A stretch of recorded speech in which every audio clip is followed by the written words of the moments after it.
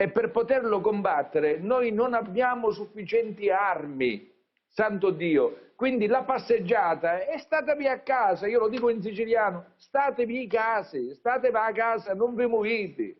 Perché si può fare un sacrificio, sì, perché se non lo capiscono in Ha italiano ragione, lo Presidente. dico in... Mi dica una cosa, Presidente, Zaia ha appena detto che vuol fare molti più tamponi, insomma non a tappeto, ma insomma certamente a raggiera, direi, cioè ogni volta che c'è un contagiato cominciare a fare tutti i tamponi a tutti i contatti. È un'esigenza che sente anche lei, porrà anche lei la stessa richiesta al governo?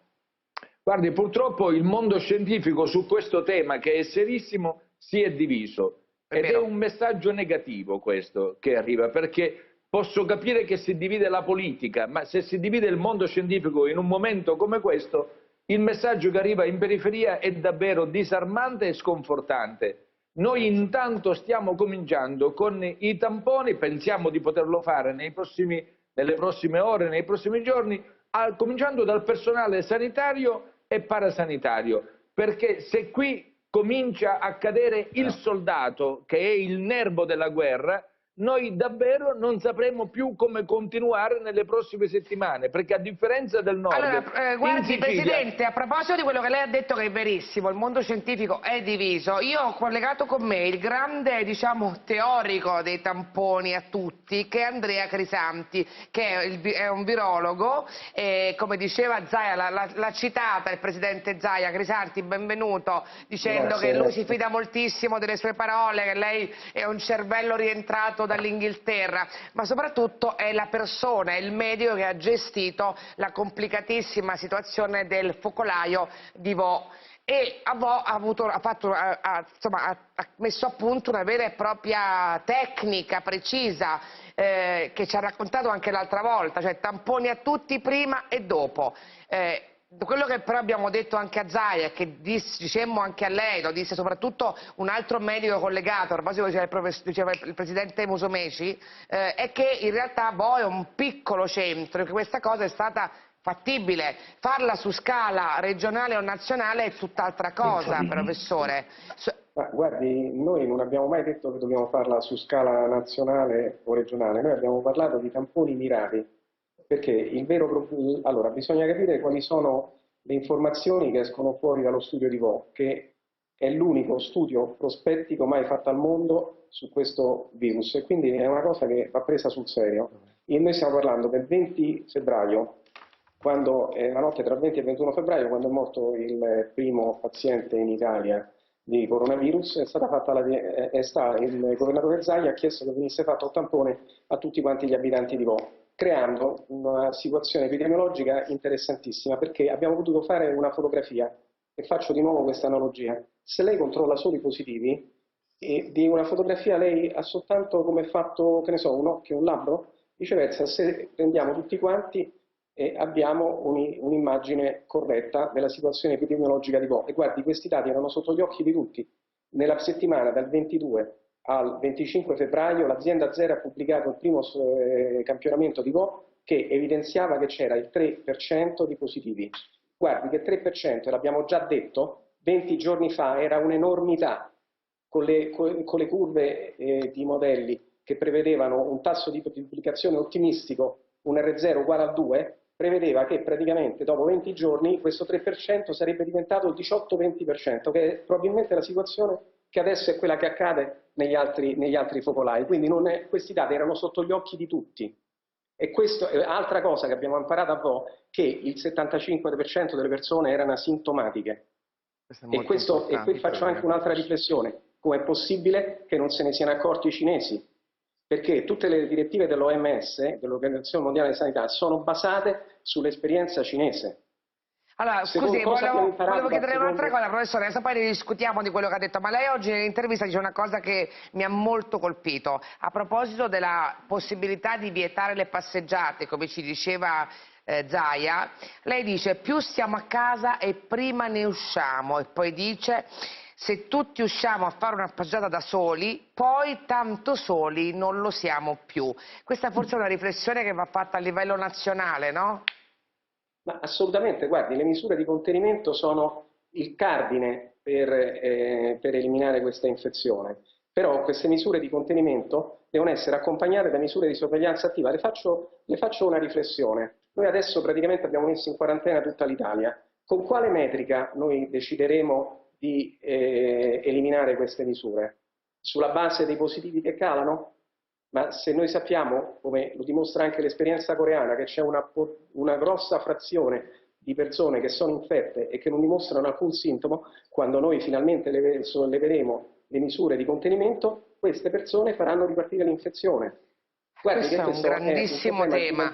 Allora, volevo su questo sentire un momento anche Pregliasco, dato che approfitto che è ancora con noi, perché il tema degli asintomatici secondo me è veramente straordinariamente difficile da affrontare, no?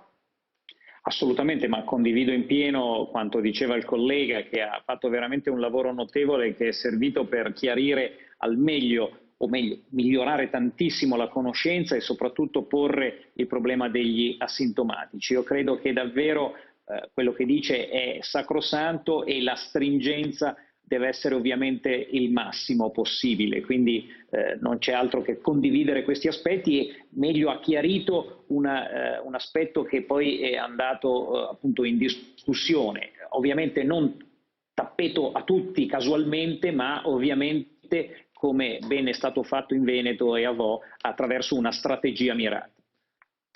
Augusto, Io poi volevo dire una cosa, è evidente che o usi, diciamo, questa operazione a tappeto, o devi aumentare sicuramente le misure, diciamo, di contenimento, cioè nel senso che a quel punto il fatto che devi stare a casa deve essere assolutamente garantito. Le due cose, nel senso, se noi decidiamo, io penso che bisognerebbe farlo a tappeto, che però dal punto di vista per 10.000 motivi non si può fare, è chiaro che a quel punto il tipo di sorveglianza che tu devi avere rispetto al fatto che certi protocolli vengano deve essere molto maggiore, deve essere stringente. Quella è l'unica cosa che puoi fare. Cioè facciamo tutte le verifiche o diamo per scontato che ci sono talmente tanti asintomatici che stai a casa punto Devi comportarti come se lo fossero, tanto per essere guardi, chiaro. posso dire una cosa? Sì, prego, Crisanti. Guardi, i dati di Vo ci dicono che per ogni persona che è sintomatica ce ne stanno perlomeno 3 asintomatiche. Quindi, se vogliamo proiettare questa situazione a dato nazionale, noi qui in Italia stiamo parlando di perlomeno 150.000 persone che sono infette. Dobbiamo restare a casa, anche perché nel momento in cui i casi diminuiscono, le misure di sorveglianza attiva moltiplicano il loro effetto positivo, nel senso che possiamo gettare tutte le risorse su quei pochi casi. È chiaro che se invece i casi sono tanti, anche non riusciamo ad avere... E guardate, è incredibile perché le parole che ha usato adesso Crisanti come dire, si sposano molto con la descrizione che ha fatto prima della Lombardia Pregliasco, cioè in Lombardia questa cosa purtroppo non è accaduta ed ora la situazione è veramente incredibilmente difficile da gestire perché è dilagato troppo il virus in Lombardia. Ho detto bene Pregliasco? Sì, purtroppo noi non riusciamo proprio a conteggiare il numero di casi, ma tantissime persone sono addirittura sintomatiche, con evidenza anche epidemiologica di vicinanza a casi notificati e quindi la situazione è sicuramente ancora più ampia delle dimensioni comunque già inquietanti sui numeri notificati. Allora, scusate, una domanda ancora da fare al Presidente Musumeci che poi così lo libero. Le attrezzature, le mascherine, cioè, stanno arrivando in Sicilia, questo è l'altro grande tema. L'altra grande epidemia è appunto la mancanza di dispositivi. Guardi cosa è arrivato da Roma. Questo è un panno che di solito si usa con un po' di detersivo per pulire il tavolo. Non può essere una mascherina. No. Non si può andare in guerra con le fionde. Non è possibile. E la gente cerca in ogni parte della Sicilia, mi chiamano i sindaci, mi chiamano i medici, ma mandateci le mascherine. Non sanno che anche noi aspettiamo i dispositivi da Roma. Credo, non voglio polemizzare per carità, ma siamo arrivati al punto di non ritorno. Presidente, io ieri ho capito che dalla Protezione Civile stanno facendo dei grandissimi acquisti, se ho capito bene, milioni di pezzi. Andava fatto prima, ai primi di marzo bisognava requisire 2 o 3 aziende, collocare un dirigente dello Stato e dire voi da domani producete questo tipo di prodotto, si fa così quando si è in guerra. Non si cerca il mercato, Consip, si fa la gara È chiaro che in una condizione straordinaria si agisce con provvedimenti straordinari. Scusate, ma la quinta, la sesta forza economica del mondo non può pensare di partecipare a una gara internazionale per avere le mascherine e poi far arrivare queste cose. Non è possibile. Allora, Non si può Presidente, lavorare noi così. registriamo la sua denuncia, naturalmente capiamo benissimo anche la sua rabbia. Detto questo, purtroppo dobbiamo stare tutti alla stessa parte, Presidente, è un momento in cui dobbiamo ma per carità, risolvere io i non problemi. polemizzo. Quindi noi segnaliamo che la polemizzo. Sicilia su questo ha un problema abnorme, quelle mascherine lì, sono molto d'accordo con il Presidente Musumeci, non vanno bene. Ripetiamo a chi sta lavorando alacremente in protezione civile, il commissario Arcuri, Borrelli, di insomma fare molto presto, molto presto. Noi per conto nostro ci stiamo attrezzando, signora, glielo confesso. In Sicilia abbiamo fatto appello ad alcune aziende affinché possano convertire la produzione e dedicarsi ai camici monouso, alle mascherine. Qualcuno sembra avere già risposto. Noi ieri sera abbiamo in giunta deliberato alcuni milioni di euro. Insomma, è assurdo che siamo tornati all'autarchia, ecco, dobbiamo ognuno organizzarci con i nostri mezzi, sì. E questo non è consentito, lo dico senza polemica, ma lo Detto dico questo, anche con grande Presidente, le voglio realismo. anche dire che all'estero si sono comportati molto male con noi. Io ho raccontato in quella trasmissione dei casi incredibili di materiali italiani già comprati, già pagati, bloccati in altri luoghi. Addirittura in Romania è stato un caso pazzesco, sono arrivati i russi col cash e hanno preso le nostre mascherine e portarle in Russia. Cose che mi hanno veramente fatto rabbrividire, perché l'egoismo dei vari paesi una vergogna. è così stupido e miope in questo momento, io non ci posso credere. L'Europa non c'è, l'Europa è cinica, l'Europa si gira dall'altra parte, è individualista, è egoista. Era una grande occasione per l'Europa per dimostrare di essere un'idea prima ancora che una lobby. E purtroppo ha dimostrato di essere ancora lobby e non idea. Questa è la vera verità, purtroppo. Allora, grazie Presidente Musumeci, io grazie a voi. A prestissimo, Saluto in bocca al lupo davvero a lei e ai suoi cittadini. E tutti gli ospiti. Saluto Sergio Arari, pneumologo, direttore dell'unità operativa di pneumologia dell'ospedale San Giuseppe di Milano, anche lui naturalmente in trincea, in prima linea, lo ringrazio moltissimo tutte le volte che i medici riescono a dedicarci un po' del loro tempo, per noi è molto importante naturalmente perché riusciamo ad informarvi meglio, ma per loro è un ulteriore sforzo, quindi io li ringrazio di cuore ogni volta che riescono a collegarsi con noi. Mi fate vedere quella clip di quel giovane ragazzo, quel Leonardo Greco, ha fatto il tronista da Maria De Filippi e ha dato una testimonianza a mio parere molto utile, guardate.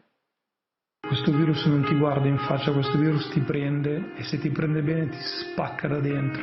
Io ho avuto febbre a 39 per 13 giorni. La notte prima che venissi ricoverato ho avuto una crisi respiratoria. Io ho amici della mia età che sono ricoverati, che hanno il casco per respirare. Non lo dico per spaventarvi. Io vi sto raccontando la realtà. Rimanete a casa per poter uscire un domani, perché se no un domani non si conteranno più gli aperitivi, si conteranno le persone ammalate e i cari persi. Arari, questo è un ragazzo di 26 anni che racconta appunto, ha avuto la febbre a 39, ha avuto una crisi respiratoria, è stato malissimo, ci sono anche i miei coetanei che sono in queste condizioni. Ci dice un po' questo, perché questa è una delle cose che ha tanto circolato, no? Si ammalano e muoiono solo le persone anziane o solo le persone già ammalate. In realtà molte persone sono guarite e questo ci riempie di gioia, ma questa malattia può avere delle fasi davvero drammatiche. È così?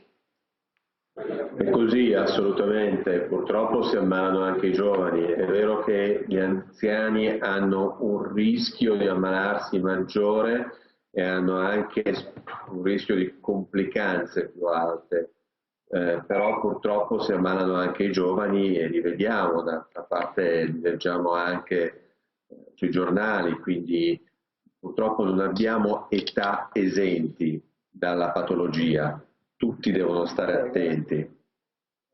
Allora, io devo andare in pubblicità, però poi torniamo così ci facciamo spiegare un po' di più da Rari dell'esperienza che stanno facendo, perché anche l'esperienza della cura di questo male ci dirà molte cose su come affrontarlo nei prossimi giorni, nelle prossime settimane. Pubblicità, torniamo subito con voi.